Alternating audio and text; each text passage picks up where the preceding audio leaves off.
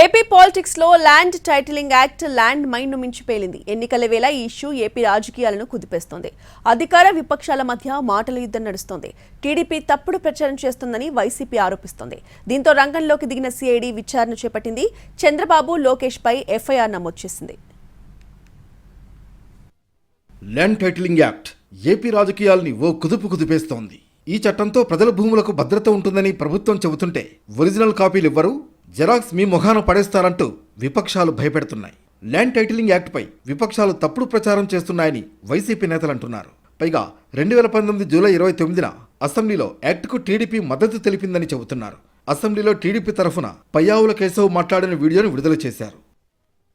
రాష్ట్రంలో ఉన్న అధికార పక్షం ఇది ప్రతిపాదిస్తే ప్రతిపక్షం కూడా దీన్ని పూర్తి మద్దతు ఇచ్చిన యాక్ట్ ఇది. ఈరోజు దానికి రాజకీయ ప్రయోజనాల కోసము నీకు అధికారంలోకి రావాలనే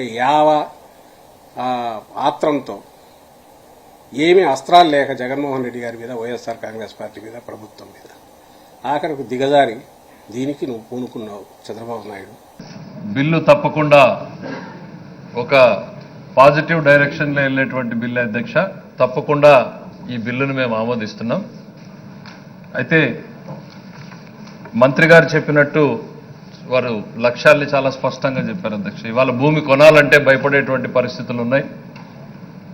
అది నిజమైనటువంటి టైటిల్, డిస్ప్యూటెడ్ టైటిల్ అనేటువంటిది ఈ పరిస్థితుల్లో ఈ బిల్లు రావాల్సినటువంటి అవసరం ఉందనేటువంటిది భారతదేశ ప్రభుత్వం కూడా గుర్తించింది అధ్యక్ష. ఓవైపు నేతల మధ్య మాటల తూటాలు పేలుతుండగానే వివాదంపై ఈసీ ఆదేశాలతో సిఐడి రంగంలోకి దిగింది. ఏపీ ల్యాండ్ టైటిలింగ్ యాక్ట్పై ఐవీఆర్ కాల్స్తో టీడీపీ తప్పుడు ప్రచారం చేస్తోందని ఇటీవల ఈసీకి వైసీపీ ఫిర్యాదు చేసింది. ఈ ఫిర్యాదు ఆధారంగా ఐవీఆర్ కాల్స్ వ్యవహారంపై సిఐడి దృష్టి పెట్టింది. ఎఫ్ఐఆర్ నమోదు చేసి విచారణ మొదలుపెట్టింది. ఎఫ్ఐఆర్లో A1గా చంద్రబాబు, A2గా లోకేష్ పేరును చేర్చారు అధికారులు. మరోవైపు తాడేపల్లిలోని వైసీపీ ఆఫీస్కు ఏపీ సిఐడి అధికారుల బృందం వెళ్లింది. ఐవీఆర్ కాల్స్తో తప్పుడు ప్రచారం చేస్తున్నారంటూ చేసిన ఫిర్యాదుపై మరింత సమాచారం ఇవ్వాలని కోరింది. కంప్లైంట్ చేసిన ఎమ్మెల్యే మల్లాది విష్ణు స్టేట్మెంట్ను రికార్డు చేసింది. అటు మంగళగిరిలోని టీడీపీ ఆఫీస్కు సిఐడి బృందం వెళ్లింది. ఆఫీస్ ఇన్ఛార్జ్ అశోక్ బాబుకు నోటీసులు ఇచ్చింది. ఇవాళ విచారణకు హాజరు కావాలని ఆదేశించింది.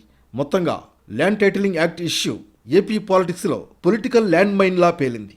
సిఐడి ఎలాంటి చర్యలు తీసుకుంటుంది, ఎవరికి నోటీసులు ఇస్తుంది, ఎవరినైనా అరెస్టు చేస్తుందా అనే ఉత్కంఠ పెరుగుతోంది.